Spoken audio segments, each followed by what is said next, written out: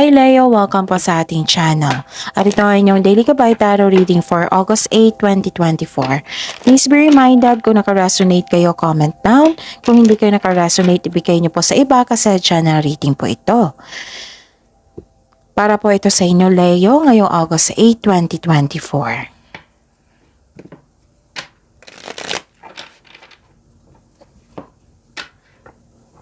Maraming salamat po sa patuloy na tiwala at suporta sa ating channel at maraming salamat din po sa mga hindi nag-skip ng ads. Gamitin ang reading na ito bilang gabay lamang. Sa mga hindi pa nag-subscribe, subscribe na po kayo at click bell notification para malaman nyo na may bago tayong video. Para sa mga gustong magpa-reading po, may lumabas dyan sa screen nyo ngayon. Panoorin nyo po at sundin ang instruction. Calling the attention sa mga suki ko dito na Leo. Open na po ang inyong Monthly Gabay Tarot Reading for August 2024. So message po ako for schedule. Maraming salamat po.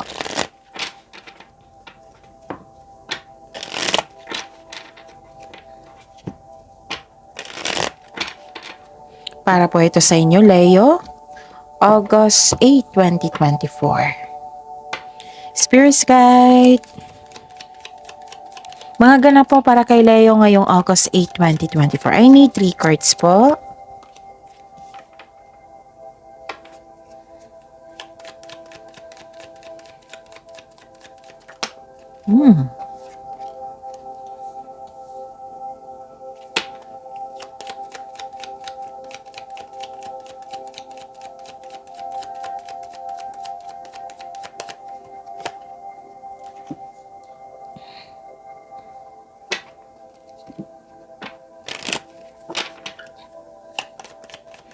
Spirit's Guide, message po para kay Leo ngayong August 8, 2024.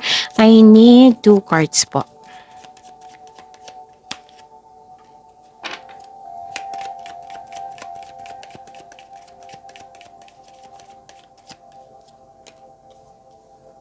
Okay. Leo, ngayong August 8, 2024, may nakita ko ditong biglaang pagbabago. Pwedeng necessary change or biglaang pagbabago sa sitwasyon mo ngayon or biglaang pagbabago sa ugali, pwedeng ganon. Nakikita ko dito na nagkaroon ng parang long distance relationship to or separation of or nag-separate ng responsibilities or separation or long distance relationship. Ganon. Tapos pwedeng kayo ito na hindi makausap ngayon kasi gusto niyo makapag-isip ng mabuti. Okay? Pwede din may concern kayo sa mataas ang ego. Tapos may nasikaso kayo sa malaking building dito na may dala-dala kayong document. Tapos may nakita kong restriction talaga na parang hindi makausap ganon. And mataas din yung intuition nyo. And wow, this is love is blooming. Okay, this is full of emotions, romance, affection, attraction, andito po. It might be na-meet mo ito sa special event or may grupo ng tao, nag-reunion, meeting, public event, special event, yun. And this is a qualification of your 3 cards here na may a new romantic cycle begins. Wow, sa Leo, love is blooming. Tapos, it's time to release negativity. Okay?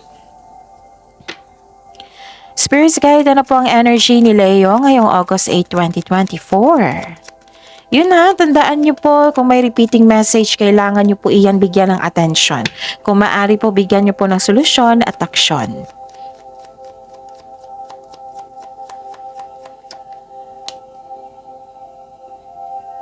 Okay.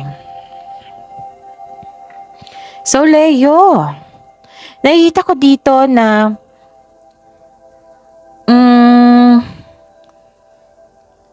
this is choices and future plan. Yes. May ambisyon o ideyang gustong gawin. So this card asks you na magawa ng plano para sa hinaharap. Mag-ingat lang po sa pagiging impatient po. Okay? At least alam nyo na. Please know na very supportive ang inyong partner or kasamahan mo dyan, partnership sa negosyo. Yes, very supportive siya. May gagawin kayo na very exciting opportunity.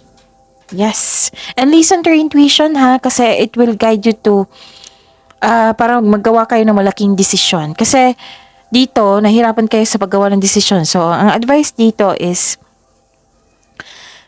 connect kayo sa inyong intuition. Makinig sa inyong intuition.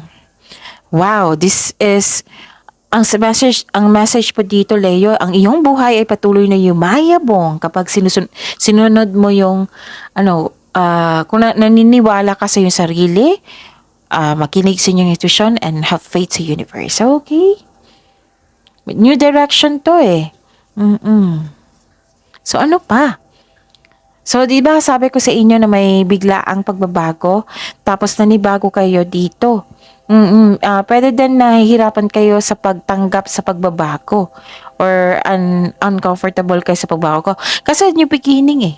Oo. Tapos may chance din na babalik yung taong nanloko sa inyo dati. Kaya mag-ingat po kayo. Mag-ingat din sa paggawa ng desisyon kasi lumabas din dito yung 3 card. Mag-ingat kayo ha sa paggawa ng desisyon.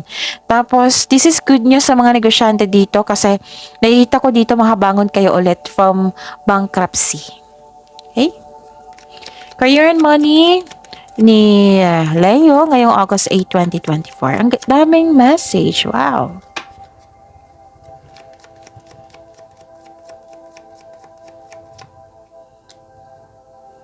Okay. This is your career and money, ha? Nakikita ko dito, okay, adjustment to. Huwag nyo daw i-pressure yung sarili nyo. Huwag daw kayo mag-say yes kung hindi naman kaya sa inyong schedule para hindi kayo ma-burnout po.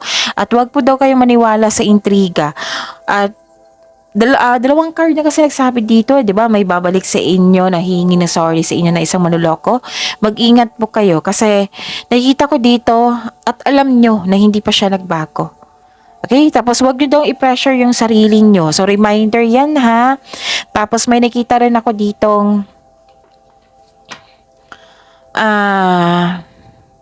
okay. Okay. May nakita ko ditong may anong tawag dito, hindi siya agree sa inyong plano. Ganon. May tutol dito. Okay? At okay. So, labas kayo sa comfort zone nyo kasi nagkaroon kayo ng hesitation dito. Oh. May pagbabago na po. Itong pagbabago na ito, magbibigay yan sa inyo ng growth and expansion, success sa buhay. Okay? So, it's time to release negativity. Kaya pala lumabas yan. Spirit Sky, Love Life, Self-Love, Partnership, and Romance, ni Leo, August 8, 2024. And the clarification po.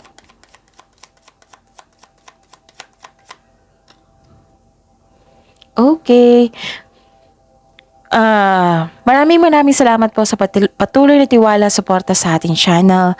At maraming salamat din po sa mga hindi nag-skip ng ads. May lumabas dyan sa screen nyo ngayon. Kung gusto nyo po iyan, then follow instruction. Okay? Ingatan nyo po ang kaperahan nyo. Baka magasta nyo po ngayong araw na ito. Pwedeng may concern kayo sa isang tao na hindi marunong mag-handle ng money or sobra sa trabaho na walang panahon sa inyo. Ganon. Pwedeng kabaliktaran din ito na kayo ay naka-receive ng complaints from your partner, from your family na puro daw kayo trabaho.